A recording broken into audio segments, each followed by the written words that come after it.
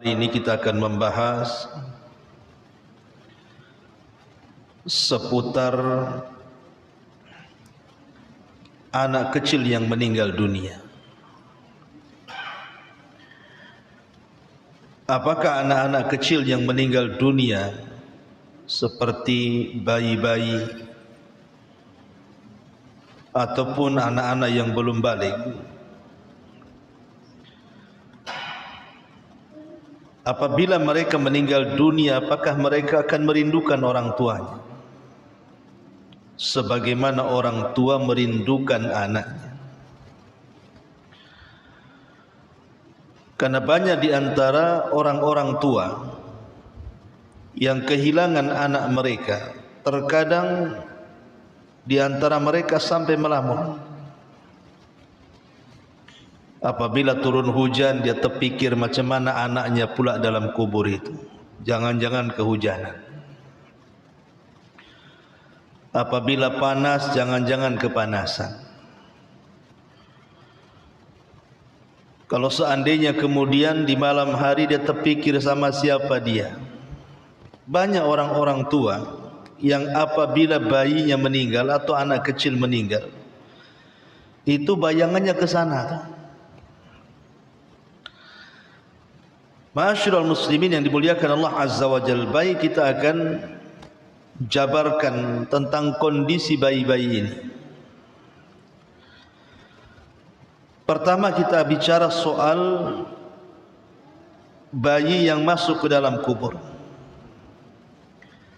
Apakah mereka akan ditanya layaknya juga orang-orang dewasa ditanya oleh malaikat Munkar dan Nakir? Apakah mereka juga akan mendapatkan himpitan kuburan sebagaimana juga umumnya manusia mendapatkan himpitan kuburan? Dan banyak persoalan yang kita akan bahas nantinya. Ma'asyiral muslimin yang dimuliakan Allah Subhanahu wa taala, kita tahu bahwa peristiwa dalam kubur itu ada 4. Dan itu yang disepakati berdasarkan nas, dalil-dalil yang sahih. Pertama, himpitan kuburan atau disebut dengan dogtatul qabri. Kemudian yang kedua disebut dengan fitnatul qabri, fitnah kubur. Maksudnya pertanyaan dua malaikat Munkar dan Nakir. Kemudian yang ketiga disebut dengan nikmat kubur. Dan yang keempat disebut azab kubur. Inilah 4 peristiwa yang berlaku di dalam kubur. Adapun himpitan kubur, maka tidak ada yang selamat. Semua pasti terkena himpitan, baik mukmin ataupun kafir, baik bayi ataupun yang sudah dewasa, baik mereka sahabat Rasul atau mungkin bukan sahabat Rasul. Dan ini berdasarkan hadis dari Abi Ayyub Al-Ansari radhiyallahu anhu. Nabi sallallahu alaihi wasallam bersabda ketika ada seorang anak kecil yang meninggal dunia. Apa kata Nabi sallallahu alaihi wasallam? Lau aflata ahadun min dhammatil qabri la aflata hadas sabi. Andai kata ada orang yang selamat dari himpitan kuburan, tentu bayi yang malang inilah yang selamat dari himpitan kuburan. Tapi dia pun tak selamat. Lalu apa salahnya bayi? Dia kan tidak berdosa, melakukan dosa pun tidak, belum pun ada dosa pada badannya. Kenapa kemudian dia mendapatkan himpitan kuburan? Ma'asyiral muslimin yang dimuliakan Allah Subhanahu wa taala, maka dijawab oleh para ulama, tentu himpitan kuburan kepada bayi, himpitan kuburan kepada orang-orang yang beriman akan berbeda dengan himpitan kuburan kepada orang-orang kafir, fasik ataupun munafik. Tentu akan berbeda. Yang dimaksud himpitan kuburan kepada bayi ataupun kepada orang-orang yang beriman itu, maksudnya adalah rangkulan tanah kepada bayi tersebut layaknya seorang ibu yang merangkul anaknya. Jadi tidak merasakan sakit sedikit pun.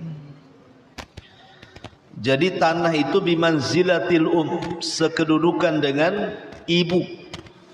Jadi kita ini kembali kepada ibu kita. Makanya kemudian jadilah himpitan itu seperti orang tua yang merangkul anaknya. Itu kalau terjadi kepada bayi atau orang-orang yang beriman. Karena sekelas Sa'd bin Mu'adz, Sa'd bin Mu'adz ma'ruf, pemimpin Aus, bahkan dia mengislamkan satu kabilah Aus tuh, Sa'd bin Mu'adz. Ketika dia meninggal, arsy Allah bergoncang. Kemudian 70.000 malaikat mengiringi jenazahnya. Kemudian Rasul mengatakan, kalau seandainya ada orang yang selamat dari himpitan kubur, tentu Sa'adlah orangnya. Tapi Sa'ad tidak selamat juga. Artinya semua akan terkena himpitan kuburan. Cuman kalau himpitan kuburan ini mengenai orang-orang kafir, orang-orang munafik, maka akan meretakkan seluruh tulang-tulang dari persendian. Bahkan dia akan menjerit kesakitan yang tidak ada yang tahu, yang mendengar, kecuali hewan. Manusia dan jin tidak mendengarnya. Jadi bayi juga akan terkena himpitan kuburan. Tetapi sekali lagi, maksudnya seperti seorang ibu yang merangkul bayinya, tidak sakit apapun. Ma'asyiral muslimin yang dimuliakan Allah Subhanahu wa taala, apakah akan ditanya juga?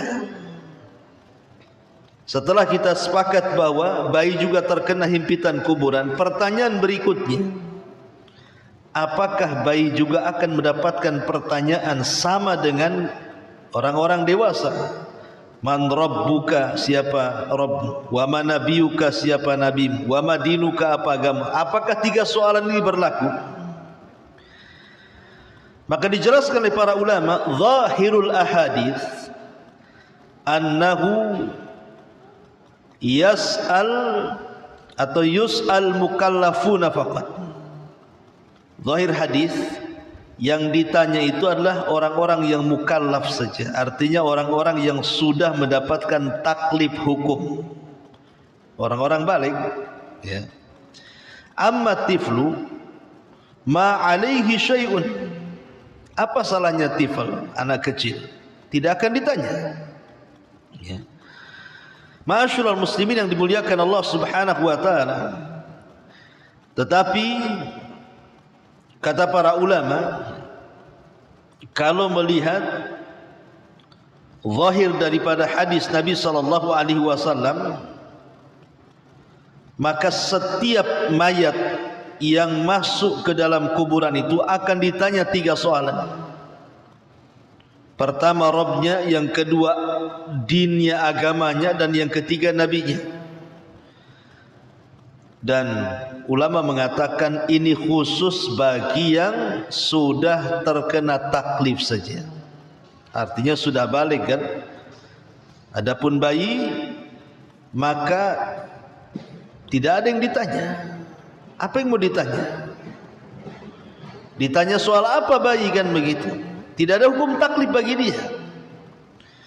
Tetapi sekali lagi ini masalah khilaf ulama. Ada yang mengatakan ditanya, ada yang mengatakan tidak ditanya. Tetapi pendapat yang kuat wallahu alam, berdasarkan ijma kesepakatan bahwa atfalul muslimin, anak-anak kecil dari kalangan kaum muslimin, ketika dia masuk kuburan kemudian mendapatkan himpitan kuburan, setelah itu arwah mereka langsung dibawa ke surga. Jadi arwah mereka, ruh-ruh mereka langsung dibawa ke surga. Ma'asyiral muslimin yang dimuliakan Allah Subhanahu wa taala, ada beberapa keutamaan yang harus dipahami. Kita tahu bahwa sering saya ulang-ulang, musibah kematian ini sangat menyesakkan dada. Apalagi yang meninggal ini anak-anak. Kalau yang meninggal itu mungkin suami atau istri atau orang tua, mungkin sedihnya tidak akan berlarut-larut. Tetapi kalau yang meninggal itu anak, biasanya berlarut-larut tuh sedihnya tuh. Dan itu dirasakan oleh Nabi SAW saat meninggal Ibrahim.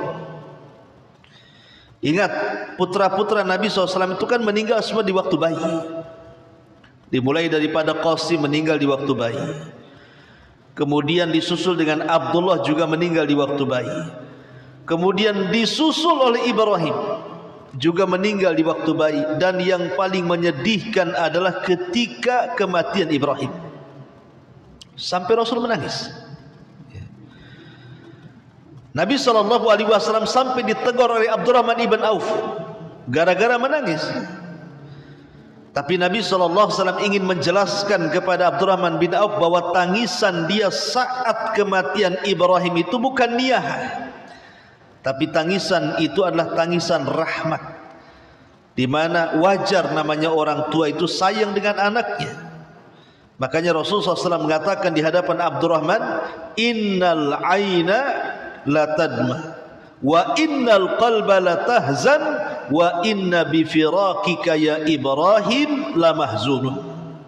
Wahai Abdurrahman, namanya mata itu bisa meneteskan air mata, hati itu bisa sedih, tetapi perpisahanku dengan Ibrahim itu sungguh menyesakkan dada. Wa ma naqulu illa ma yarda Rabbuna, tapi saya tidak akan mengatakan sesuatu kecuali yang diridhai Allah Subhanahu wa taala saja. Artinya Rasul itu sampai sesak dada ketika kematian Ibrahim. Apalagi saat kematian Ibrahim itu bertepatan dengan gerhana lagi, dengan gerhana matahari total lagi, sehingga orang-orang mengira bahwa gerhana itu terjadi karena kematian Ibrahim. Maka Nabi SAW kemudian meluruskan akidah itu dan mengatakan gerhana ini tanda dari tanda-tanda kuasa Allah. Allah sedang menakut-nakuti hambanya, bukan karena kematian seseorang, bukan pula karena hidupnya seseorang. Tidak ada kaitan dengan meninggal Ibrahim dengan adanya gerhana. Ingin meluruskan akidah di sini. Tetapi ma'asyiral muslimin yang dimuliakan Allah Azza wa Jalla, kalau kita melihat khususnya orang-orang awam di masyarakat kita ini, apabila Allah berikan musibah kepada mereka, anak mereka meninggal, bayi mereka meninggal, itu terkadang mereka sangat mengkhawatirkan bayinya, bukan mengkhawatirkan dirinya. Kan aneh kan begitu. Ada orang-orang tua itu yang ketika meninggal bayinya dikhawatirkan bayinya. Seperti tadi yang saya contohkan, apabila hujan dia terpikir, aduh gimana anak saya kehujanan gitu. Kalau panas terik macam mana anak saya kepanasan. Kalau di malam hari dia berpikir sama siapa dia sendirian. Sampai stres orang tuanya. Sebenarnya kalau dia tahu hakikat bayi itu meninggal, tidak ada orang tua yang akan sedih. Kalau tahu keutamaan dan kemuliaan orang yang mendapatkan musibah karena kematian anak yang belum balik atau masih bayi itu, tidak ada orang tua yang akan menangis. Justru sebenarnya kita yang masih hidup ini yang harus memperbaiki, bukan memikirkan orang yang sudah meninggal. Perhatikan beberapa keutamaan yang Allah Subhanahu wa taala berikan kepada orang-orang yang mendapatkan musibah kematian anak itu. Pertama, Allah akan membangunkan rumah di surga. Dan ini berdasarkan hadis Nabi sallallahu alaihi wasallam, idza mata waladul abdi, jika anak seorang hamba itu meninggal dunia, jika ada anak kecil meninggal dunia, qala Allahu li malaikatihi, maka Allah akan memanggil malaikat yang mencabut ruh anak itu. Kemudian Allah mengatakan, qabadtu walada abdi, wahai malaikat pencabut nyawa, kalian telah mencabut anak hamba-Ku. Fayaqulun, maka malaikat maut mengatakan, na'am ya Rabb, iya aku sudah mencabutnya. Kemudian Allah mengatakan, qabadtum samarata fuadihi, sungguh kalian telah mencabut buah hatinya. Fayaquluna na'am, maka malaikat pencabut nyawa mengatakan, iya wahai Rabb. Maka Allah mengatakan, madza qala abdi, setelah kau cabut nyawa anaknya, apa yang dikatakan orang tuanya? Fayaqulun, maka orang tuanya mengatakan, hamidaka wastarja'ah, mereka memujimu, kemudian istirja, inna lillah wa inna ilaihi raji'un. Maka Allah subhanahu wa ta'ala mengatakan, ubnu li abdi baitan fil jannah wasammuhu baital hamdi. Kalau begitu, bangunkan untuk hambaku sebuah rumah di sorga dan beri nama rumah itu dengan rumah pujian atau baitul hamdi. Lihat bagaimana hadis ini menjelaskan tentang keutamaan apabila Allah berikan musibah kepada kita berupa kematian seorang anak. Ya. Jadi Allah subhanahu wa ta'ala akan panggil tuh malaikat yang mencabut nyawa anak kita. Kemudian Allah tanya tuh, kamu yang mencabut nyawa dia ya kan? Kan malaikat maut itu kan bukan satu orang, bukan satu malaikat, tapi banyak rombongan. Jadi kan kalau kita bicara soal keimanan kepada malaikat, ada satu malaikat satu tugas. Seperti Jibril jelas tugasnya, Mikail jelas tugasnya gitu. Ada malaikat itu bukan satu tapi rombongan. Nah, seperti malakul maut itu kan rombongan. Bukan satu malaikat maut mencabut banyak orang, tidak. Malaikat maut itu banyak di mana-mana. Makanya terkadang biasanya kalau ada kematian satu hari itu biasanya ngerembet tuh. Besok mati, besoknya mati lagi, besoknya mati lagi, kan itu ya. Jadi malaikat maut ini banyak. Makanya kemudian kalau ada malaikat maut yang mencabut nyawa bayi, maka Allah akan panggil tuh malaikat itu dan dikatakan, betul kau yang mencabut nyawa si fulan, anaknya si fulan? Kata malaikat, iya. Engkau sudah mencabut anak yang paling dicintai oleh orang tuanya. Kata malaikat, iya. Maka Allah mengatakan, apa yang dikatakan orang tuanya? Di sini sebenarnya rahasianya, harusnya setiap orang tua kalau ditimpa musibah kematian anak, kalau anda ingin mendapatkan istana di sorga, lakukan dua perkara. Kata Rasulullah, hamidaka wastarja'a, puji Allah subhanahu wa ta'ala dengan ucapkan alhamdulillah. Dan yang kedua, katakan inna lillah wa inna ilaihi raji'un. Jadi kalau anak kita meninggal dunia, kita katakan alhamdulillah, inna lillahi wa inna ilaihi raji'un. Itu dua kata. Maka ketika kemudian dua kata ini diucap, maka Allah katakan kepada para malaikat, ubnu li abdi baitan fil jannah wasam.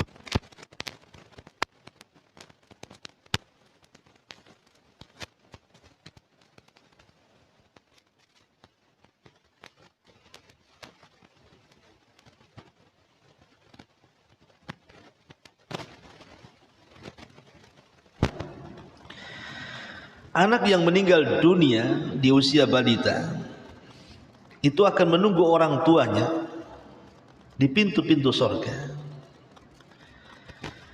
Karena ingat bahwa saya katakan tadi di awal, setelah mendapatkan himpitan kuburan bayi-bayi itu, maka ruh mereka langsung ke surga. Dan mereka akan bermain-main di taman surga bersama Nabiullah Ibrahim alaihi salatu wassalam. Dan itu yang dilihat Rasul dalam peristiwa Mi'raj. Ibrahim dikelilingi anak-anak kan. Jadi yang kedua adalah anak yang meninggal di usia balita itu betul-betul akan menunggu orang tuanya di pintu surga. Dan itu berdasarkan riwayat Imam An-Nasa'i yang disahihkan oleh Syalbani rahimahullah ta'ala. Kata Nabi SAW, anna rajulan atan nabiyya sallallahu alaihi wasallam, inna rajulan atan nabiyya sallallahu alaihi wasallam wa ma'ahu ibnun lahu. Seseorang menemui Rasul dengan membawa anaknya. Beliau bertanya kepadanya, faqala lahu atuhibbuhu, kau suka dengan anakmu ni? Qala, maka orang tua mengatakan, ahabbakallah kama ahabbahu ya Rasulullah, kiranya Allah mencintaimu sebagaimana aku mencintainya. Ya jelas Rasul, ini anakku, ya jelas aku cintalah kan gitu. Ditanya kau mencintainya. Pemanya antum bawa anak kecil, saya katakan pemanya anak sendiri ya. Tiba-tiba selang beberapa hari, orang ini yang biasa datang ke majelis Rasul bawa anaknya, tiba-tiba tidak hadir lagi lama. Jadi Nabi SAW kemudian mencari-cari mana yang selalu bawa anak yang hadir di majelis taklim itu. Kok enggak hadir lagi? Maka dihabarkan, famata fafaqadahu, kemudian anaknya meninggal. Maka Nabi SAW kehilangan orang ini di majelis taklimnya. Fasa'ala anhu, maka dia pun bertanya,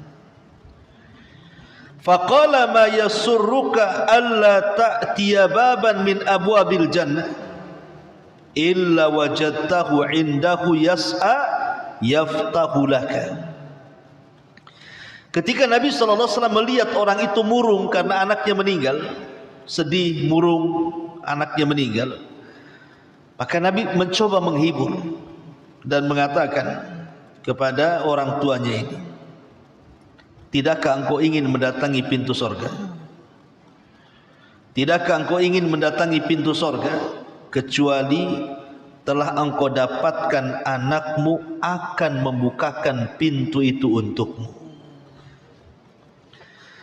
Jadi Nabi SAW menghabar gembirakan kepada setiap orang tua yang meninggal anaknya sebelum balik.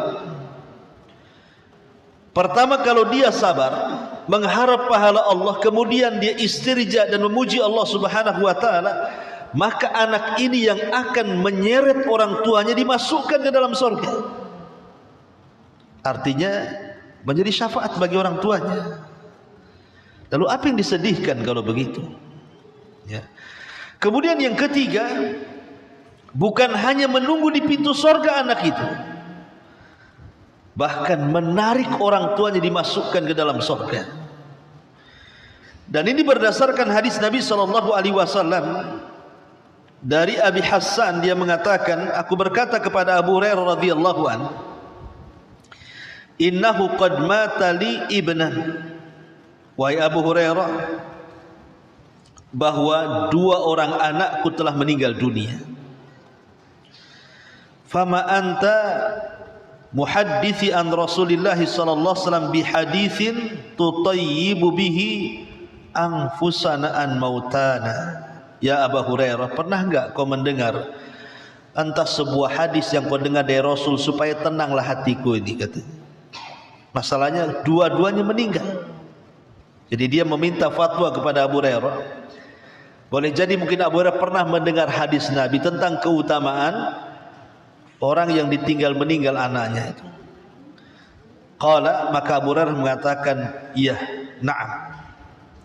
Kata Abu Hurairah, sigharuhum da'amisul jannati yatalaqqa ahaduhum abah aw qala abawayhi fayakhudhu bi thawbihi aw qala bi yadihi kama akhudhu ana bi sanifati thawbika hadha fala yatanaha au qala fala yantahi hatta yudkhilahu Allah wa abahul jannah.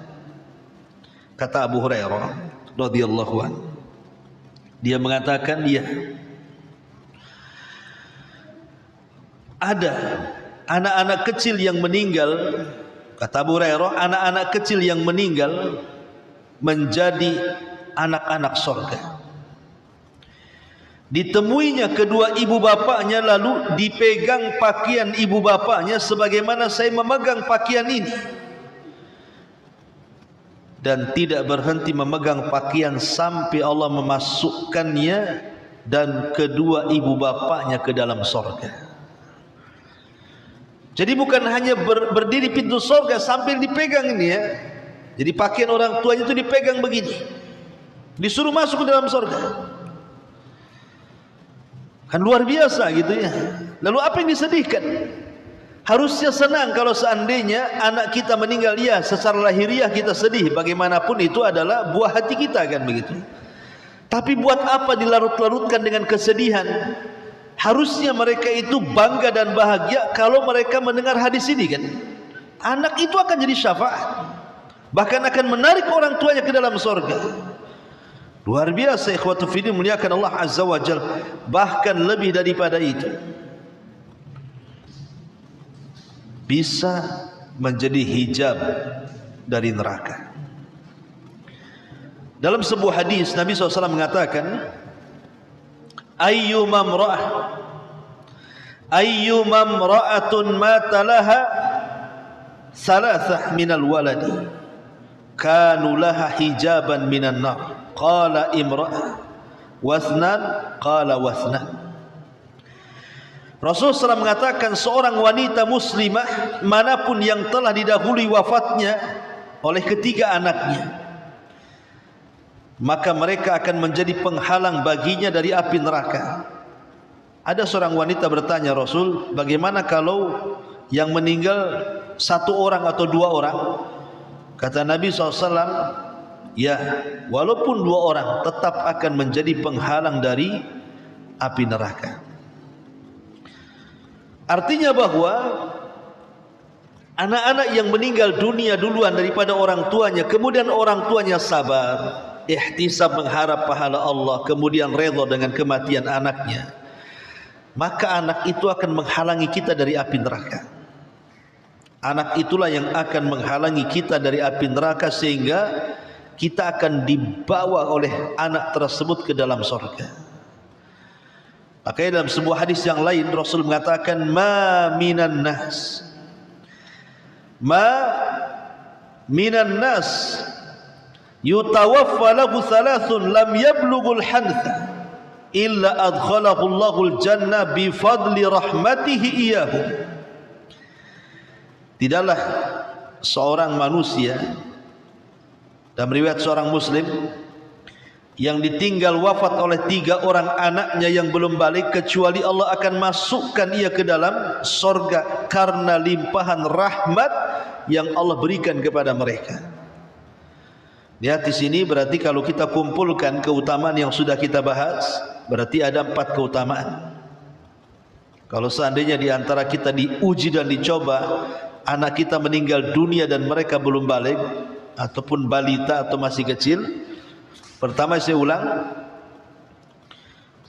Allah akan membangunkan baginya rumah di sorga, dan rumahnya langsung diberi nama oleh Allah Baitul Hamdi, rumah pujian. Yang kedua, bayi itu akan menunggu di pintu-pintu sorga. Yang ketiga, bayi-bayi itu akan menggeret pakaian orang tuanya dan dipaksa masuk ke dalam sorga. Dan yang keempat, anak itu akan menjadi hijab, penghalang antara orang tua dengan api neraka. Ma'asyiral muslimin yang dimuliakan Allah Azza wa Jalla, sekarang pertanyaannya pun muncul.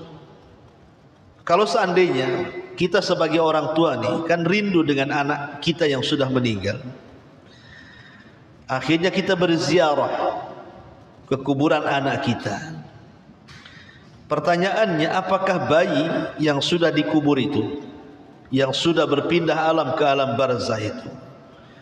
Mereka merindukan orang tuanya yang datang menjenguk dia ketika ziarah kubur, ataukah macam mana? Ya. Ma'asyiral muslimin yang dimuliakan Allah Azza wa Jalla, bicara soal apakah penduduk kubur itu rindu dengan orang yang berziarah, sudah saya jelaskan berkali-kali di sini. Ini perkara gaib, tidak bisa ditetapkan kecuali dengan dalil. Perkara gaib itu tidak bisa ditetapkan kecuali dengan dalil, dan tidak ada dalil yang menjelaskan perkara ini. Tidak ada dalil kecuali ada beberapa riwayat. Contohnya umpamanya, ma min rajulin yazuru akhan lahu kana ya'rifuhu fid dunya fayusallimu alaihi illa arafahu wa radda alaihi salam. Tidaklah seseorang yang berziarah mengunjungi saudaranya yang sudah meninggal, yang ia kenal selama di dunia, kemudian dia mengucapkan salam, kecuali pasti akan mengenali dan akan mengucapkan salam kepadanya. Seandainya hadis ini sahih, kata para ulama, boleh jadi mungkin orang-orang yang dikubur itu merindukan kita, tetapi bukan merindukan ingin melihat wajah kita, ingin melihat kondisi kita, ingin melihat penampilan kita, bukan. Kalaupun mereka rindu itu, rindu supaya kita mengirimkan doa untuk mereka. Tetapi ma'asyiral muslimin yang dimuliakan Allah Azza wa Jalla, walaupun mereka mengetahui ataupun tidak mengetahui, maka kewajiban kita tetap berdoa kepada mereka. Dan ziarah kubur itu, sering saya ulang-ulang, manfaatnya bukan kepada orang yang mati.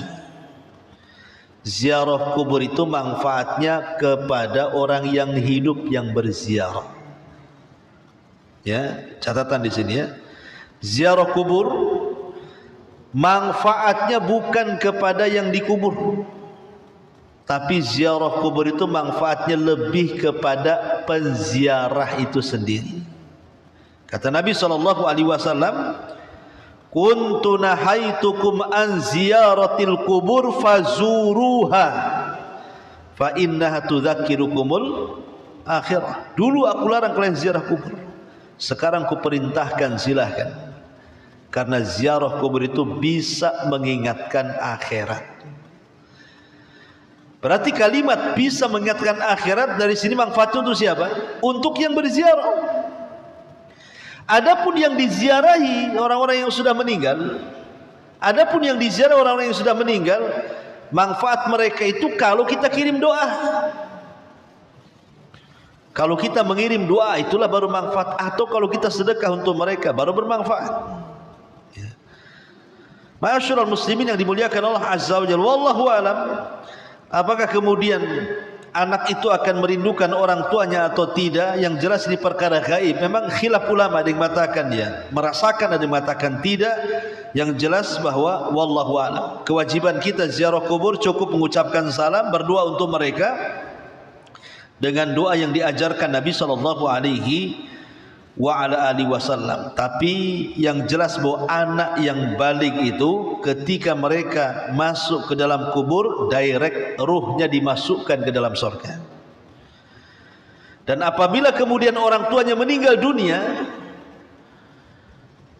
maka orang tuanya juga akan berjumpa dengan mereka.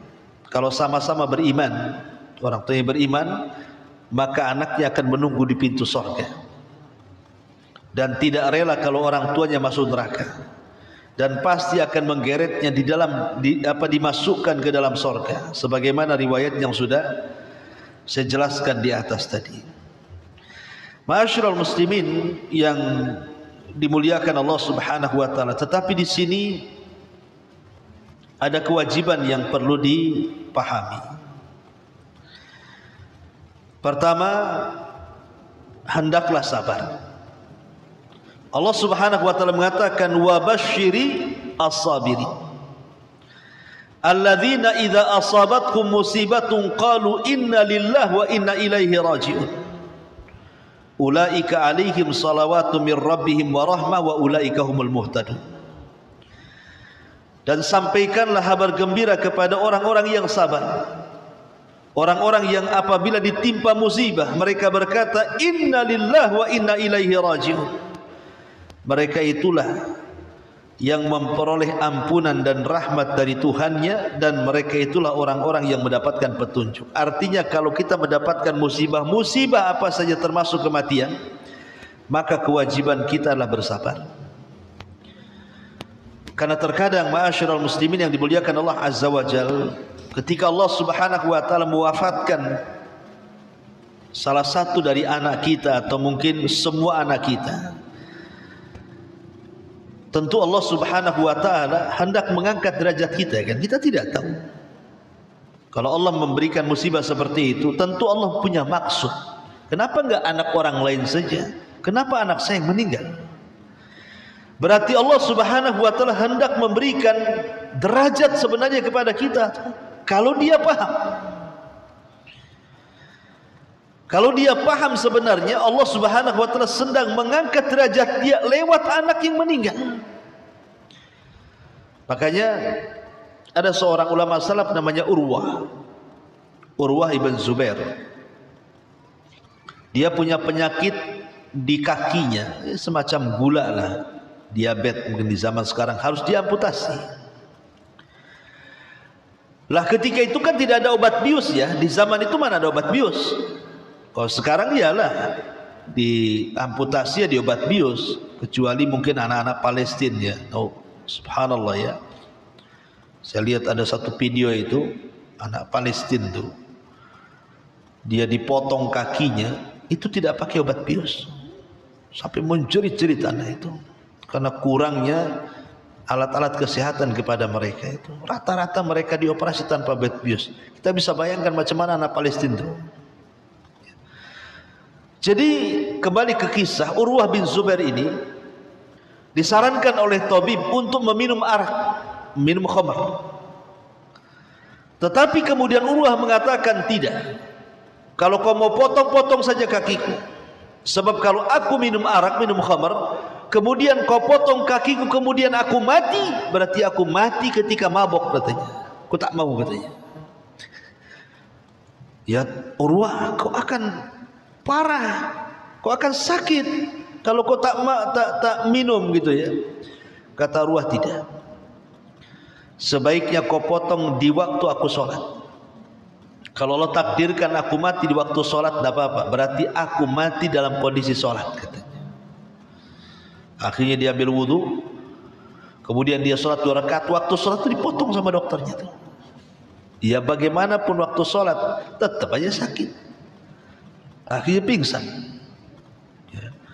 Setelah kemudian siuman Urwah ini, akhirnya kemudian disadarkan oleh dokter. Dia sadar. Pas sadar itulah rupanya ada musibah baru, dan dikatakan ya Urwah, putramu meninggal dunia. Bayangkan, baru dipotong kakinya, baru dia sadar, tiba-tiba kabar datang kepadanya, ya Urwah, anakmu meninggal dunia. Tapi Urwah mengatakan alhamdulillah ala kulli hal, katanya. Alhamdulillah ala kulli hal. Dokter heran, kenapa Urwah mengucapkan alhamdulillah? Kaki dipotong alhamdulillah, anak mati alhamdulillah. Coba antum ngomong begitu, ya. Mobil antum dicuri orang, alhamdulillah. Kira-kira apa kata orang? Rumah antum roboh tuh, alhamdulillah. Anak antum meninggal, alhamdulillah. Ada yang ngomong begini?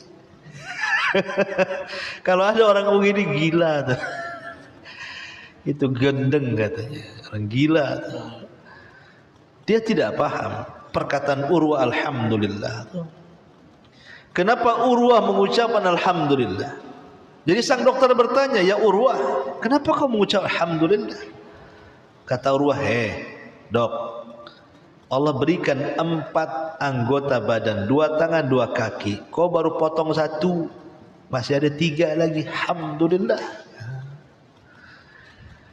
Lalu kenapa anakmu meninggal kau bilang alhamdulillah? Anakku loh ada 6. Kalau mati satu masih tinggal 5. Alhamdulillah. Gitu maksudnya. Maksudnya alhamdulillah itu bukan mengucapkan kepada musibahnya, tetapi mengucapkan kepada nikmat yang tersisa kepadanya. Jadi alhamdulillahnya itu kepada nikmat yang tersisanya, bukan kepada musibahnya. Kepada musibahnya kita katakan inna lillahi wa inna ilaihi rajiun. Kepada nikmat yang tersisanya kita katakan alhamdulillah. Itulah yang disebut hamidaka wastarja tadi. Karena terkadang orang ini ketika hilang nikmat, dapat musibah, yang dipikir musibahnya, nikmat yang ada itu tidak pernah dipikir tuh. Hilang dompet, yang dipikirkan dompetnya saja, pada rumahnya masih ada, berangkasnya masih penuh, mobilnya masih bagus, dompetnya aja yang hilang. Itu yang dipikirin gitu ya. Ya Ustaz tuh dompet tuh semua surat-surat di situ tuh. ATM semua di situ. Ya. Masyaallah muslimin yang dimuliakan Allah Azza wa. Tapi di sini bagaimana Urwah bin Zubair memberikan gambaran kepada kita, mengajarkan satu sikap sabar saat mendapatkan musibah. Bahkan ada seorang ulama bahasa namanya Al-Imam Al-Asma'i rahimahullah, seorang ulama nahwu. Antum kalau belajar nahwu pasti akan dinukilkan perkataan Imam Al-Asma'i ini. Jadi Imam Al-Asma'i ini satu hari dia sedang thalabul ilmi di masa mudanya bersama kawannya, kemudian tersasar di padang pasir. Habis bekal, tidak ada makanan, tidak ada minuman, hampir mati Imam Al-Asma'i dan kawannya ini. Akhirnya di tengah jalan dia melihat ada tenda. Alhamdulillah selamat kita dari kematian katanya. Bisalah kita meminta makanan di tenda itu atau minuman yang ada di situ. Datanglah ke tenda itu, rupanya di tenda itu ada seorang ibu yang sudah tua sekali.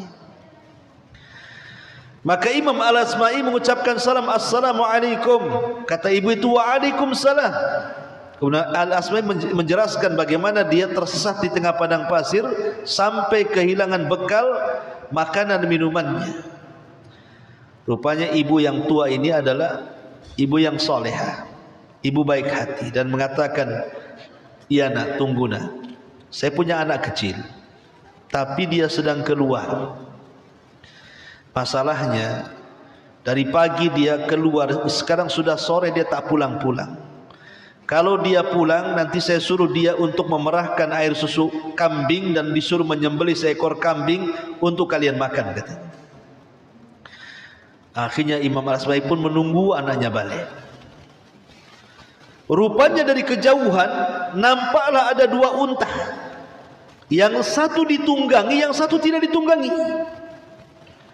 Makin dekat, makin dekat, makin dekat. Tiba-tiba yang menunggang unta mengatakan kepada ibu itu dan mengatakan, ya ummah, wahai ibu, katanya, absyir, berbahagialah bahwa Allah Subhanahu wa taala telah menakdirkan anakmu meninggal dunia. Semoga Allah Subhanahu wa taala memberikan pahala akan musibah yang menimpamu, katanya. Ibu ini langsung terdiam dan mengatakan inna lillahi wa inna ilaihi rajiun. Kata ibu itu, lalu mana jasad anakku, katanya. Maka kawannya mengatakan, jasad anakmu terperosok ke dalam jurang, saya tidak bisa mengambilnya, saya hanya bisa menyelamatkan untanya saja.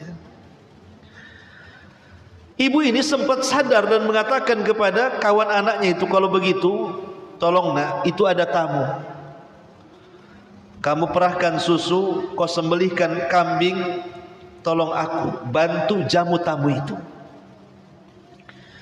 Akhirnya kemudian ibu ini menghampiri Al-Imam Al-Asma'i dan mengatakan, ya fulan, saya lihat zahirmu seorang talabul ilm, bisa enggak kau bacakan ayat yang bisa menenangkan aku, katanya.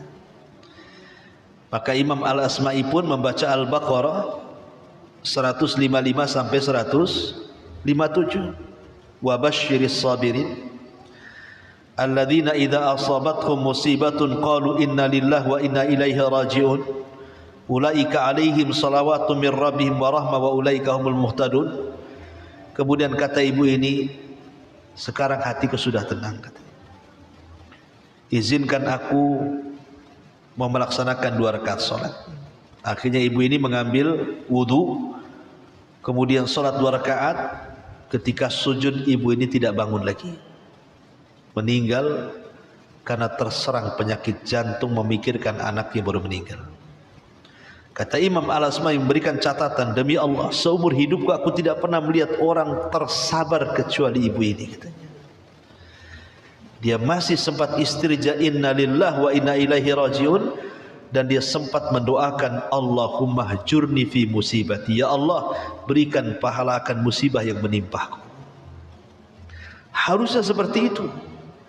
Orang yang terkena musibah harus betul-betul tabah, sabar, minta pahala kepada Allah Subhanahu wa ta'ala. Wallahu a'lam bishawab. Ya, pembahasannya sebenarnya panjang, tapi karena juga tamu-tamu ini belum makan malam ya, termasuk yang ceramah juga yang lapar ya. Jadi mungkin kita cukupkan sampai di sini saja. Mudah-mudahan ada manfaatnya. Subhanakallahumma bihamdika asyhadu an la ilaha illa anta astaghfiruka wa atubu ilaik. Allahu ta'ala alam. Assalamualaikum warahmatullahi wabarakatuh.